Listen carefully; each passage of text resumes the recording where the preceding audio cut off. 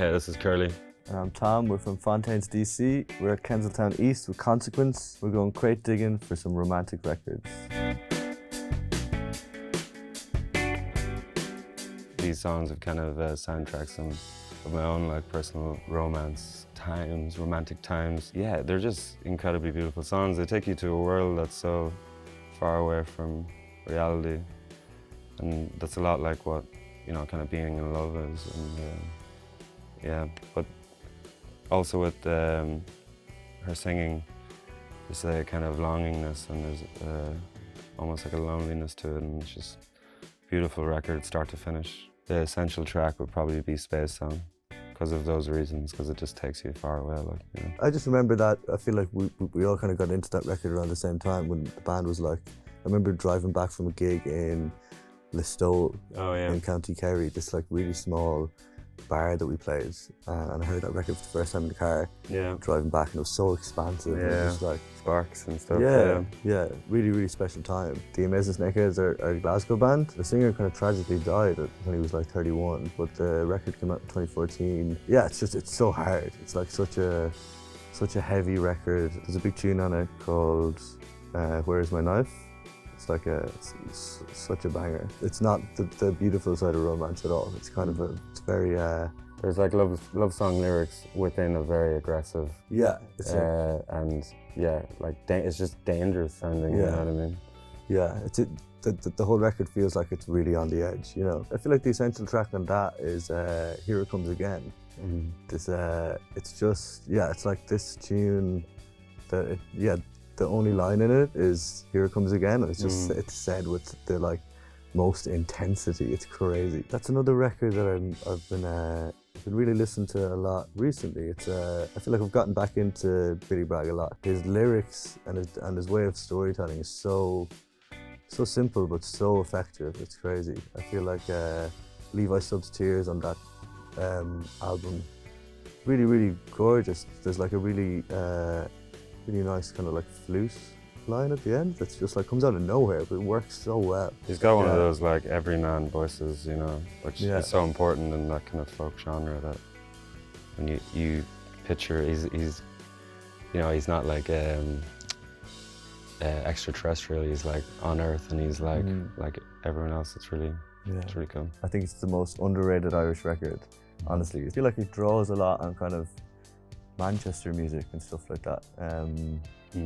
But yeah, it's like witty though. It's really funny. You know, it's amazing. Where's My Jumper is like the big single on that. Yeah. And I feel like because it's so funny, they kind of get like maybe like pigeonholed into kind of a comedic band, but the record has so much heart in it.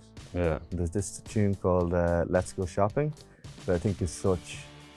That's why I chose it for the romantic list. It's like such a beautiful kind of mundane story of going shopping with the person that you love, and the kind of the mundanity of living with somebody that is really special. I feel like there's so much heart in that record. It's a funny band as well. I feel like they kind of self-prophesize a lot, which is great. They kind of like mention how much you're enjoying listening to the record in the record, and I'm just like, this is amazing, it's so good. The fourth wall. Yeah. Richard Hawley is one of the great English songwriters from Sheffield, and it's just beautiful. It just comes from that school of like lush strings, like crooner voice, really like just simple love songs, like, you know.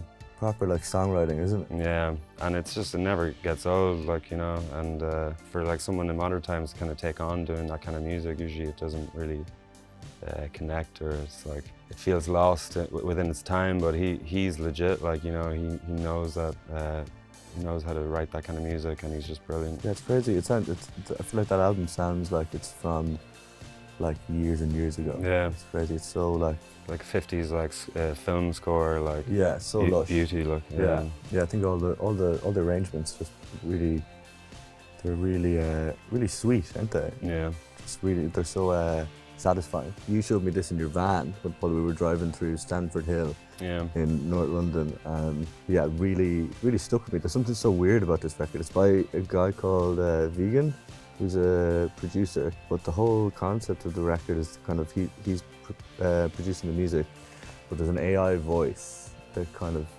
reads poetry over the top, and there's something so enticing about it.